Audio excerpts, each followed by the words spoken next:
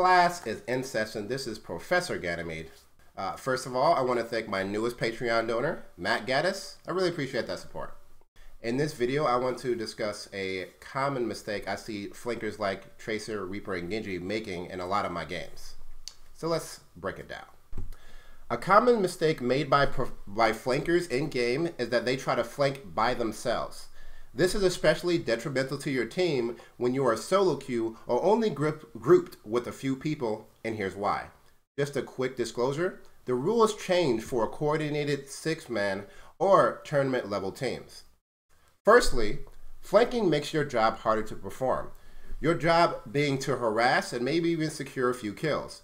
And by flanking alone, I mean when someone like Tracer, Reaper, Genji, Roadhog, or anyone really moves by themselves away from their team before the fight starts instead of traveling with their team. I constantly suggest that my flankers group up as 6 until the fight starts. Then they can start to flank the back line under the cover of chaos. Trying to get kills alone means that if you want to harass the back line, there are more people paying attention to the back line, and those people are more prepared for you. Secondly, you are more vulnerable and easy to kill if you are alone. Let's say you are a Tracer trying to flank on the opposite side of the map. You can very easily get picked off either by Roadhog hook or McCree flashbang or any number of things that being grouped with your team or even behind your Reinhardt shield could have prevented. Not only that, if you were to group with your team until the fight starts, those who would have killed you would probably be too distracted by the frontline fight to use those deadly cooldowns on you, the flanker. Now you may be thinking, why can't I just flank alone and just wait until the fight starts, since your focus seems to be on trying to do stuff before the main fight? Well, that's a good question. The problem is that you deny yourself safe opportunities to gain your ultimate by harassing relatively safely for your team, and you deny yourself extra opportunities like helping your team pick off lone stragglers or denying a kill by an enemy flanker. By grouping with your team, you can safely do damage, build ultimate charge, scout enemy positions and cooldowns, and perform necessary tasks without the chance of you getting picked off.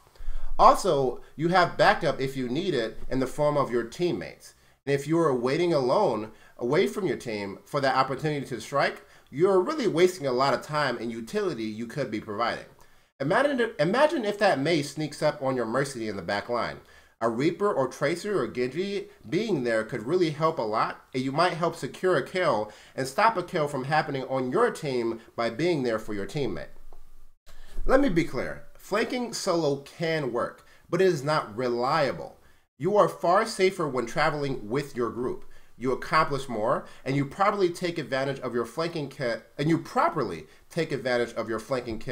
when your team starts a big brawl with the enemy team, causing the back line of the enemy team to be less protected, which in turn makes your job a lot easier. You'll charge your ultimate faster on average than a solo flanker if you're with your team. You have more ultimates cast, more damage, and more importantly, less deaths.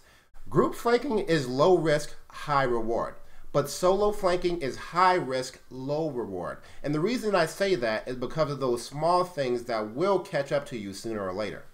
Let's say your team is about to start a fight 5v6 and you're flanking away from your team. And then the enemy team's Roadhog hooks and kills you. At best, you've caused your team to have to back off for 15 seconds while they have to wait for you to respawn and get back to the fight. This is the best case scenario, but odds are this won't happen. Odds are either the enemy will rightly force a 6v5 fight in their favor, which makes it hugely likely they'll win that fight, or your team will run into a 5v6 fight, die, and potentially waste their ultimates trying to win a fight that can't be won because they started at such a huge disadvantage. So not only does your team lose that fight, they also lose the next fight because they blew their ultimates and charged the enemy's team's ultimates with their deaths. This is a very common mistake, especially in solo queue, dual queue, and triple queue where teams aren't very coordinated. In conclusion, while solo flanking can work, it is far more effective to group flank. And by that, I mean sticking with your team until the fight starts and then using the chaos of battle to wreak havoc on the back line or wherever you are needed. It is much more reliable, and it will win you more games and you will die less. It is so much more reliable than solo flanking that solo flanking is irresponsible in comparison. And again, this mainly applies to uncoordinated groups, so 6-man and tournament level teams can safely disregard this. So hopefully I convinced a few more people to group up with your team even when you play flankers. If you like that, you can watch me stream on Twitch, follow me on Twitter, and even consider donating to my Patreon. So thanks for watching. This has been Professor Ganymede. Class dismissed.